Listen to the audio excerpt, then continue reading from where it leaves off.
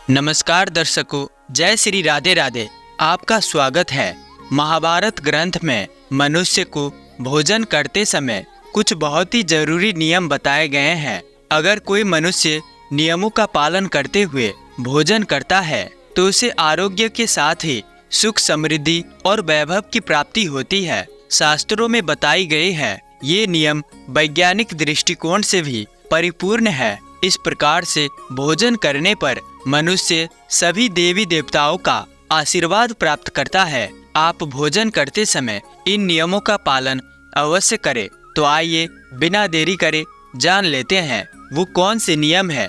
लेकिन उससे पहले वीडियो को लाइक और चैनल को सब्सक्राइब कर दीजिएगा। पहली बात, भोजन करने से पहले 5 अंग, 2 हाथ, 2 पैर और मुख, इनको अच्छी तरह से धोकर ही भोजन करना चाहिए। भोजन से पहले अन्य देवताओं एवं अन्नपूर्णा माता की स्तुति करके उनका धन्यवाद देते हुए सभी भूखे प्राणियों को भोजन प्राप्त हो, ईश्वर से ऐसी प्रार्थना करके भोजन की शुरुआत करनी चाहिए। भोजन बनाने वाली महिलाओं को स्नान करके ही शुद्ध मन से मंत्र जाप करते हुए ही रसोई घर में भोजन बनाना चाहिए। सबसे पहले 3 रोटियां, एक गाय के लिए, एक कुत्ते के लिए और एक कौवे के लिए अलग निकाल के फिर अग्निदेव को भोग लगाकर ही घर वालों को खिलाना चाहिए। भोजन किचन में बैठकर ही सभी के साथ करें। प्रयास यही करना चाहिए कि परिवार के सभी सदस्यों के साथ मिलकर बैठकर ही भोजन किया जाए। नियम अनुसार अलग अलग भोजन करने से परिवार के सदस्य में प्रेम और एकता कायम नहीं हो पाती है। भोजन का समय प्रातःकाल ही भोजन का विधान है, क्योंकि पाचन क्रिया की जठरा अग्नि सूर्योदय से 2 घंटे बाद तक एवं सूर्य अस्त से 2.5 घंटे पहले प्रबल रहती है। जो व्यक्ति सिर्फ एक समय भोजन करता है वो योगी है, और जो 2 समय भोजन करता है वो भोगी कहा गया है।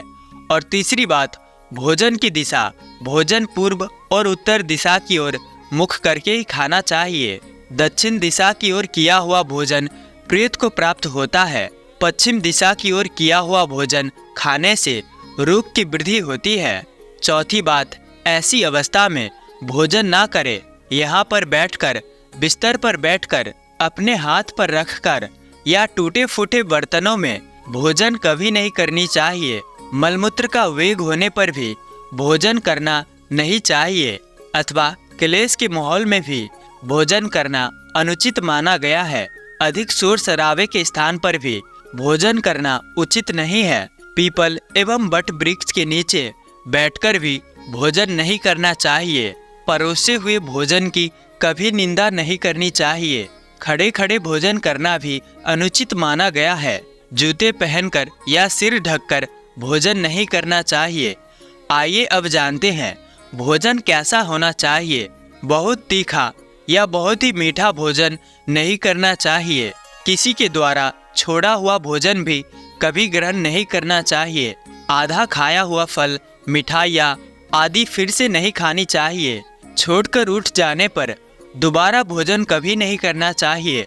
जो कोई भी ढिंढोरा पीटकर खिला रहा हो वहाँ पर जाकर कभी भोजन नहीं करना चाहिए। पशु या कुत्ते के द्वारा छुआ हुआ भोजन कभी नहीं करना चाहिए। रजस वाला स्त्री के द्वारा परोसा गया भोजन करना उचित नहीं है। श्राद्ध का निकला हुआ बास या मुंह से फूंक मारकर ठंडा किया हुआ भोजन भी करना अनुचित है। बाल गिरा हुआ भोजन भी ना करे। अनादर युक्त अवहेलना पूर्ण परोसा गया भोजन भी कभी ना करे। कंजूस के द्वारा वैश्या के हाथ का, शराब बेचने वाले का दिया गया भोजन कभी नहीं करना चाहिए। और ब्याज का धंधा करने वाले व्यक्ति का भोजन भी कभी नहीं करना चाहिए। छठी बात, भोजन करते समय ध्यान रखें। भोजन के समय मौन रहे। रात्रि के समय भरपेट ना खाए। अगर भोजन करते समय बोलना आवश्यक है तो केवल सकारात्मक बातें ही करें। भोजन करते समय किसी भी प्रकार की समस्या पर चर्चा ना करें। भोजन को बहुत चबा चबा कर खाएं। सबसे पहले मीठा, फिर नमकीन और अंत में कड़वा खाना चाहिए। थोड़ा सा भोजन करने वाले को आरोग्य, आयु, बल, सुख, सुंदर संतान और सौंदर्य प्राप्त होता है। साथ ही बात भोजन के पश्चात क्या नहीं करना चाहिए। भोजन के तुरंत बाद पानी या चाय नहीं पीना चाहिए। भोजन के पश्चात घुड़सवारी, दौड़ना, बैठना, शौच आदि प्रकार के कार्य नहीं करने चाहिए। भोजन के बाद क्या करें? भोजन के पश्चात दिन में भोजन करने के पश्चात टहलना चाहिए और रात्रि के समय 100 कदम टहलकर बाईं करवट में लेटना अथवा वज्र आसन में बैठने से भोजन का पाचन अच्छे से होता है। भोजन के 1 घंटे के बाद मीठा दूध एवं फल खाने से भोजन का पाचन अच्छी तरह से होता है। भीष्म पितामह ने अर्जुन को दिया महत्वपूर्ण संदेश में कहा गया है, जिस थाली को किसी का पैर लग जाए उस थाली का त्याग करना चाहिए। ऐसी थाली विष्ठा के समान त्याज्य होती है। भीष्म पितामह कहते हैं कि भोजन के दौरान थाली में बाल आने पर उसे वहीं पर छोड़ देना चाहिए। खाए जाने वाले भोजन से दरिद्रता का सामना करना पड़ सकता है। भोजन पूर्व जिस थाली को कोई लांग कर गया हो, ऐसे भोजन को कभी ग्रहण नहीं करना चाहिए। इसे कीचड़ के समान छोड़ देने वाला समझना चाहिए। भीष्म पितामह ने अर्जुन को बताया कि एक ही थाली में भाई भाई भोजन करे तो वो अमृत के समान हो जाती है। ऐसे भोजन से धन, धान्य, स्वास्थ्य और लक्ष्मी की वृद्धि होती है। भीष्म पितामह के अनुसार पति पत्नी को एक ही थाली में भोजन करने को निषेध माना गया है। भीष्म पितामह के अनुसार थाली में पति पत्नी भोजन करते हैं तो ऐसी थाली मादक पदार्थों से भरी मानी जाने वाली होती है। पत्नी को पति के भोजन के उपरांत ही भोजन करना चाहिए। इससे घर में सुख समृद्धि बढ़ती है। एक गिद्ध ने बताया कि किस घर में धन चलकर आता है, किन लोगों पर कमजोर शत्रु भी हावी हो जाते हैं। दर्शकों, आज की कहानी बड़ी शिक्षाप्रद है। आपसे निवेदन है कि इसे अंत तक जरूर सुनना। दर्शकों, किसी गांव में एक बहुत ही गरीब आदमी अपने परिवार के साथ रहता था। उसके 3 बेटे थे। गरीब आदमी एक दिन गरीबी से तंग आकर अपने परिवार के साथ घर छोड़कर जाने लगा। सोचा यहाँ भूखे मरने से अच्छा है कहीं चल फिर कर भोजन की तलाश किया जाए। गरीब आदमी अपने परिवार को लेकर जंगल में पहुंचा और एक वृक्ष के नीचे उसने अपना डेरा लगा लिया। तब उसने अपने बेटे से कहा, बेटा जाओ तुम कहीं से पानी लेके आओ। लड़का पानी लेने चला गया। उसने अपने दूसरे लड़के से कहा, बेटा तुम जाओ जाकर कहीं से सूखी लकड़ियाँ को ले आओ। उसका दूसरा लड़का लकड़ी लेने चला गया। गरीब आदमी ने अपने तीसरे बेटे से कहा कि बेटे तुम जाकर कहीं से आग की तलाश कर लाओ। तीसरा बेटा आग की तलाश करने चला गया। फिर उसने अपनी स्त्री से कहा कि तब तक तुम चूल्हा बना लो, बेटे लौट आएंगे फिर हम भोजन बनाएंगे, बहुत भूख लगी है। उस आदमी की बात सुनकर उसकी स्त्री भी अपने काम में लग गए। दर्शकों, उसी वृक्ष पर एक गिद्ध बैठा हुआ था। उसने देखा कि इस आदमी के पास ना तो खाने का सामान है ना पकाने का, फिर ये आग, पानी और लकड़ियों का मंगाकर क्या करेगा। तब उस गिद्ध ने उस आदमी से ही पूछा, हे भाई तुम्हारे पास किसी तरह का खाने का सामान तो है नहीं, फिर तुम आग, पानी और लकड़ियाँ मंगाकर क्या पकाओगे। तब वो आदमी बोला, हे गिद्ध हम तुम्ही को ही मारकर पकाकर खाएंगे। गिद्ध ने सोचा जरूर ये मुझे ही मारकर पकाएगा, इसीलिए तो आग, पानी और लकड़ियाँ मंगाई है। गिद्ध घबरा गया। सोचा कि अब किसी तरह से इनको कुछ देकर अपनी जान बचा लेना चाहिए, क्योंकि कहते हैं भूखा, दरिद्र, पागल, नशेबाज, क्रोधी, कामी, लोभी, भयभीत ये लोग कभी अच्छे बुरे और धर्म का विचार नहीं करते हैं। अगर इनसे सामना हो जाए तो स्वयं को किसी तरह से बचाकर ही रखना चाहिए। गिद्ध पक्षी ने कहा, हे भाई तुम हमें मत मारो, हम तुम्हें बहुत सारा धन देंगे, तुम्हारी गरीबी दूर हो जाएगी। गरीब आदमी ने कहा, ठीक है हम तुम्हें नहीं मारेंगे, बताओ धन कहाँ है। तब गिद्ध ने बताया कि इसी वृक्ष के नीचे जमीन में बहुत सारा धन गड़ा है, तुम उसे खोद कर निकाल ले जाओ, तुम्हारी सारी गरीबी मिट जाएगी।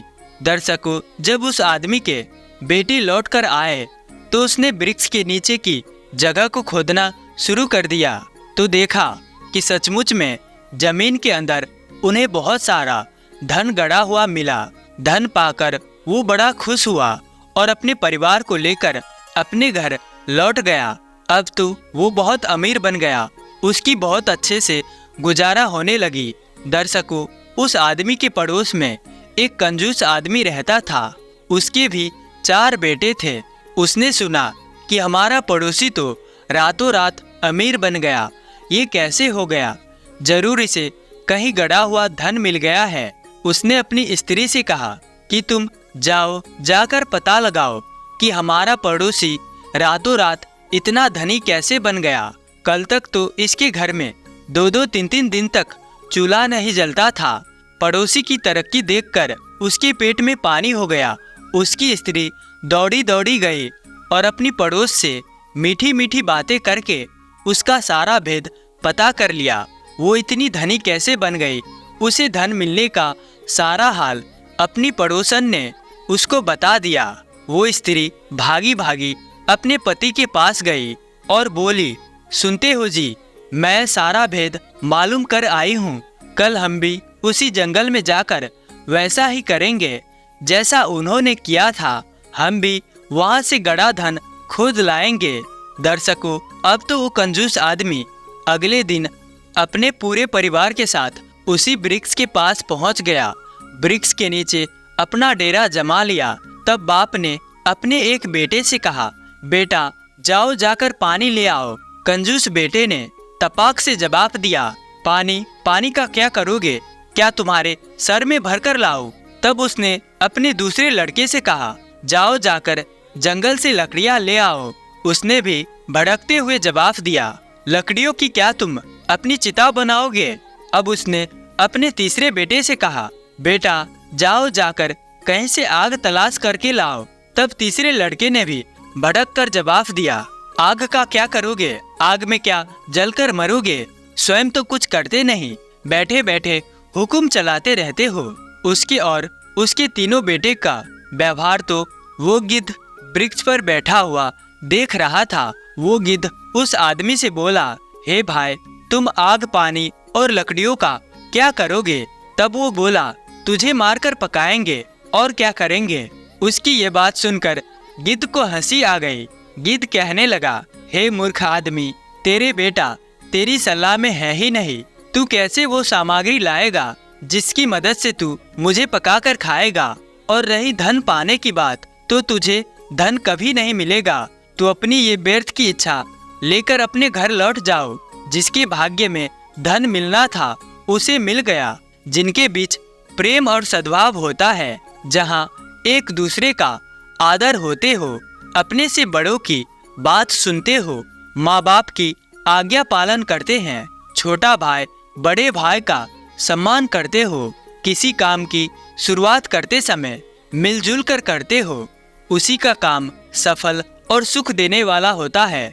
धन की कृपा भी ऐसे ही लोगों पर बरसती है। और जहाँ आपस में फूट होती हो, एक दूसरे की ना कोई सुनता हो, ना कोई बात मानता हो, आपस में लड़ते झगड़ते हो, गाली गलौज करते हो, बड़ों का जहाँ सम्मान ना होता हो, एक दूसरे से गाली गलौज करते हो, किसी बात का जवाब क्रोध पूर्वक अपशब्दों में दिया जाता हो, आपस में प्रेम ना हो, उस घर में धन का आना तो दूर, पहले से जो धन जमा हुआ है वो भी नष्ट हो जाता है। जिस घर में माता पिता का अपमान किया जाता है, उस घर से देवताओं का वास हट जाता है, उनकी उन्नति रुक जाती है। जिस घर में आपस में सलाह नहीं होती है, हर समय लड़ते झगड़ते रहते हैं, वहाँ शत्रुओं का अपना दाव पूरा करने का मौका मिल जाता है और एक एक करके वे शत्रु के हाथों नष्ट हो जाते हैं। गिद्ध ने बोला, हे मूर्ख मनुष्य, मैं तुझे एक छोटी सी कहानी सुनाता हूँ, ध्यान देकर सुनो। एक बार एक बूढ़ा आदमी बाजार में घूमने गया। वहाँ उसने एक लोहार की दुकान पर बहुत सी कुल्हाड़ियों को बनते हुए देखा। उसने लोहार से पूछा, हे भाई, ये सारी कुल्हाड़ियाँ क्यों बनाई जा रही है?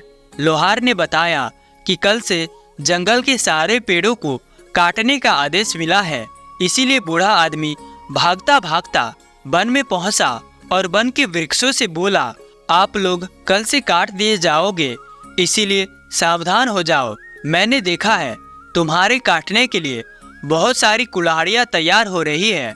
वन के वृक्षों ने कहा, अरे काका जी, उन कुल्हाड़ियों की क्या मजाल जो हमें काट सके। बूढ़ा आदमी ने उनकी बात सुनकर चुपचाप लौट गया।